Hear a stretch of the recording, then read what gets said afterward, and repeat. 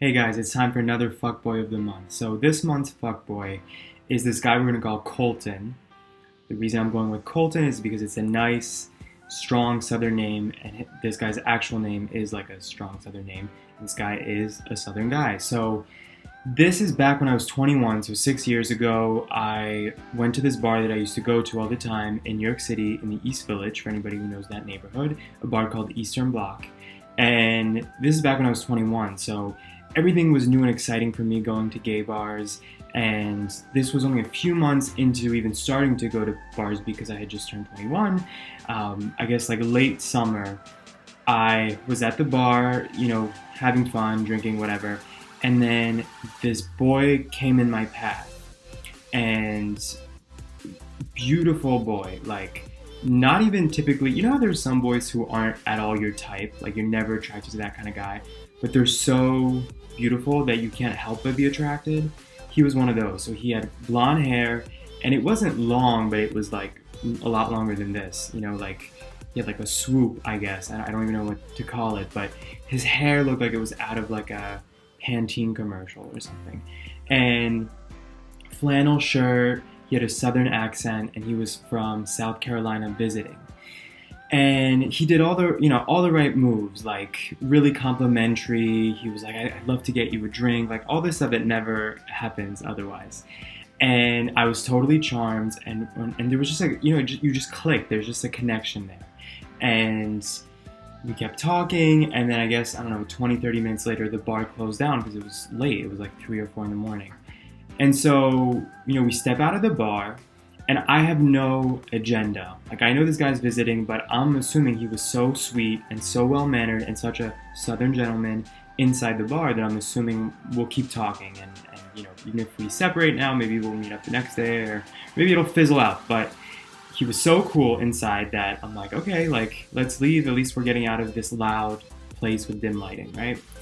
As soon as we get on the street, he's like, all right, I mean, to be honest, we might as well just stop talking because I'm only visiting for the weekend, and, I'm staying with a friend, so I can't have you over, so let's just stop talking.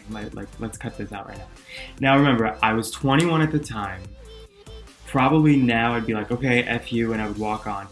But I was so into him, and I was also very intoxicated, and I also was just, I guess, insecure, and having that glimpse of, like, somebody who you're really into being back into you. I was like, no, what do you mean? And his friends were on that same block. He had this huge like army of Southern men who I guess some lived in New York and some were also visiting with him.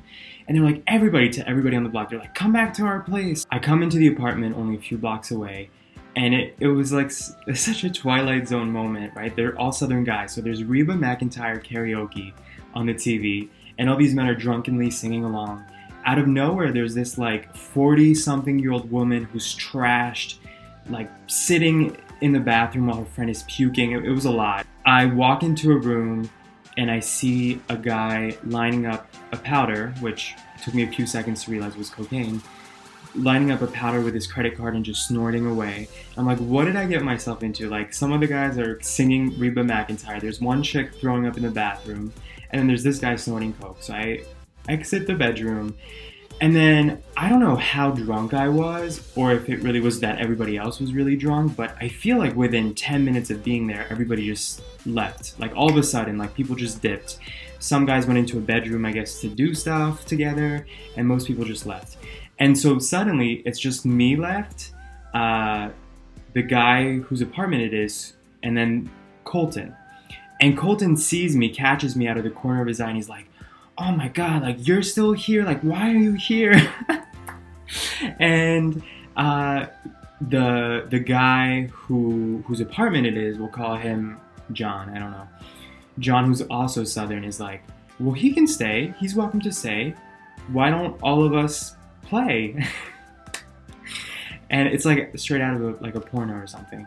And Colton suddenly changes his tune and is like, okay, like, suddenly he doesn't hate me now that, like, potential physical, intimacy is a possibility, I guess. I don't know.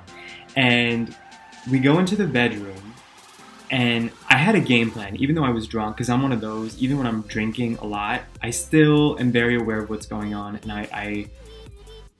I'm very in my head and like planning things. So in my mind, I'm like, this is my chance to give him a taste of his own medicine. So we kind of like start fooling around or whatever, the three of us. And within 5 minutes, like nothing too crazy, I'm just talking like second or third base.